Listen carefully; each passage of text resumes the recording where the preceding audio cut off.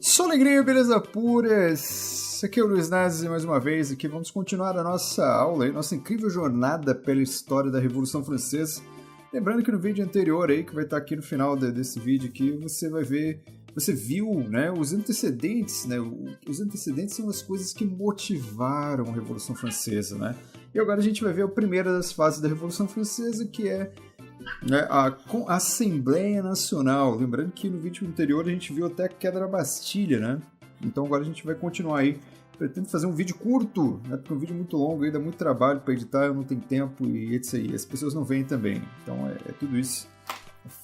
Frio pra caceta. Mas vamos lá.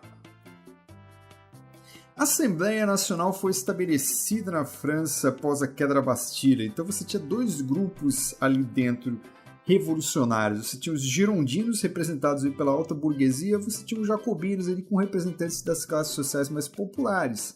E você tinha um povão quebrando tudo em volta ali, motivado pela crise financeira, motivado pela fome e insegurança, falta de educação e por aí vai. Tava um quebra-quebra desgraçado ali na França.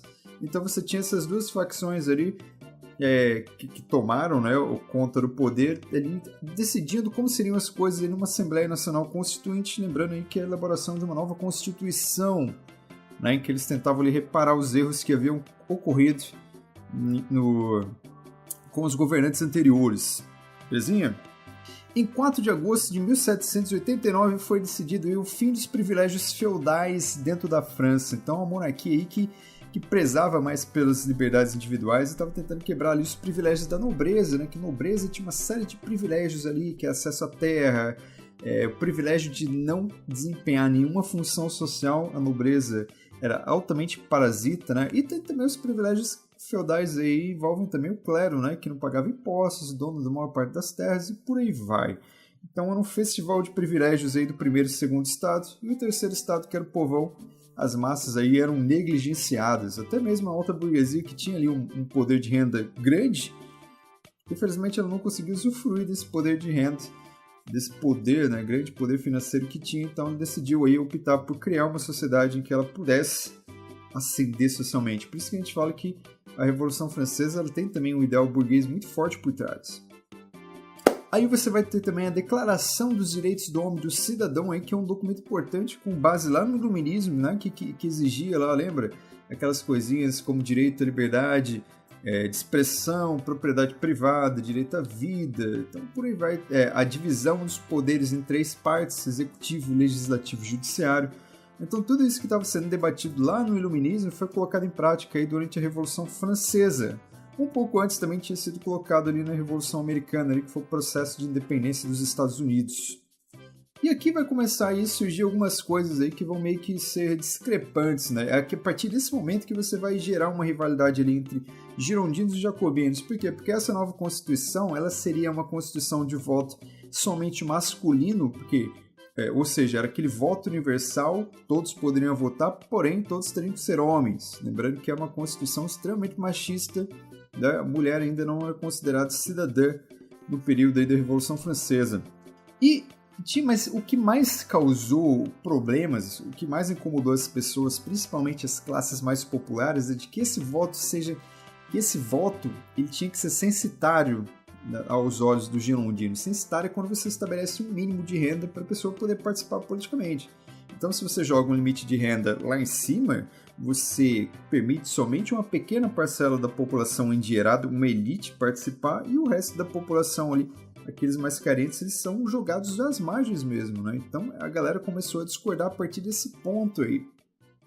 Então, era uma Constituição que eram para todos serem iguais, mas nem todos eram tão iguais assim, uns eram mais iguais que os outros.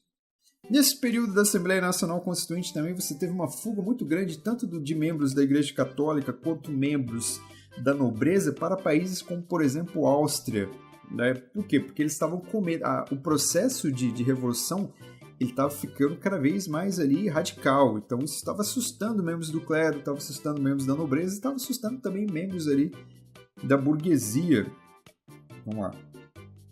Então, essa galera que fugiu para a Prússia, para a Áustria, eles automaticamente começaram a organizar um processo de contra-revolução.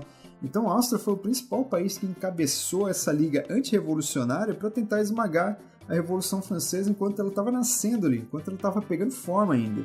Por quê? Porque se a ideia de derrubar um rei se populariza pela Europa, o que impediria as outras monarquias europeias também de caírem, né? Os reis também serem presos, perdendo seu status de absoluto. Então essa galera, mais por medo, organizou ali uma liga, e também tinha a Rússia, se não estiver enganado. Então eles tentaram invadir, atacaram a França para tentar ali esmagar aquela revolução ainda no seu processo inicial. Que bonito. O próprio rei Luís XVI, aí, que tinha sido deposto durante a Revolução Francesa, ele tentou escapar também passando ali pela fronteira na Bélgica, mas ele foi pego no meio do caminho, né? Na fronteira ali com a Bélgica ali, os guardas ali conseguiram reconhecer a sua faceta real, né? Então pegaram ele e prenderam-o mais uma vez. É nesse período ainda que você vai ter aí o confisco dos bens do clero da igreja, né? Então, para uma tentativa de restabelecer a economia francesa foi qual? Foi pegar toda a riqueza da nobreza, né? Prendia lá os nobres, pegavam a sua riqueza e transportavam essa riqueza para o Estado, que era uma tentativa aí de aquecer a economia mais uma vez, né? E foi confiscado também os bens da Igreja Católica. Então, a Igreja Católica, que era considerada como algo quase que intocável durante grande parte da história francesa, os padres acabaram sendo presos, né? A igreja perdeu suas terras, as suas riquezas, que acabaram sendo confiscadas aí pelo Estado. Em 1791, a França ela tentou estabelecer uma monarquia constitucional, ou seja, colocar o rei bonitinho de volta ao poder de novo, porém com os poderes delimitados, muito parecido com o que aconteceu com a Inglaterra durante a Revolução Inglesa, né? Que colocaram Carlos II no poder, mas tinha lá a Magna Carta que limitava os poderes reais, ou seja, tudo passava pelo parlamento. Então a França tentou colocar esse rei como se fosse um fantoche, em que na verdade ele não mandaria em nada, ele só estaria ali para enfeite. Daí o rei, de primeiro momento, aceitou, né? Porque a ideia era o quê? Ou você aceita ser um enfeite, ou seremos obrigados a matá-lo. O rei aceitou ser enfeite e falou, ok, também permito o joinha.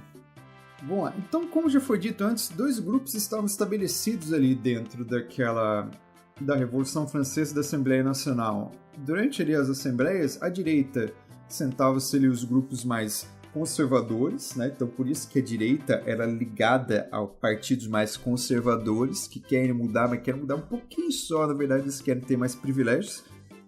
E do outro lado ali você tinha os jacobinos, que seria a esquerda, que era o pessoal do campo mais progressista ali, que queria uma mudança radical. Então isso você traz para a política nos dias de hoje. Olha que bonito, cara. Como é lindo isso da história.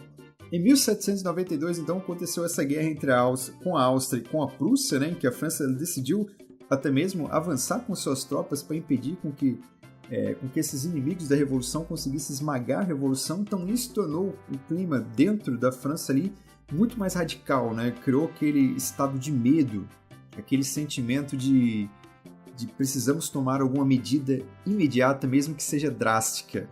Então todos esses fatores internos quanto os fatores externos deram margem para uma radicalização dentro do cenário francês. Então os jacobinos, que eram em sua maioria ali representados ali também grande parte pelos sans-culottes, que é aquelas pessoas que realmente não tinham privilégio nenhum, né? Que eram os mais desgraçados dentro daquela sociedade, acabaram dando um golpe e tomando o poder, né? E a partir desse momento a gente não vai ter mais a Assembleia Nacional, mas a gente vai ter a Convenção, onde é considerada também a fase de terror. Mas aí fica para outro momento. Se você gostou, não esqueça de compartilhar, dar um joinha e você vai ficar muito mais bonito. Certo? Um abraço, um beijo, um queijo.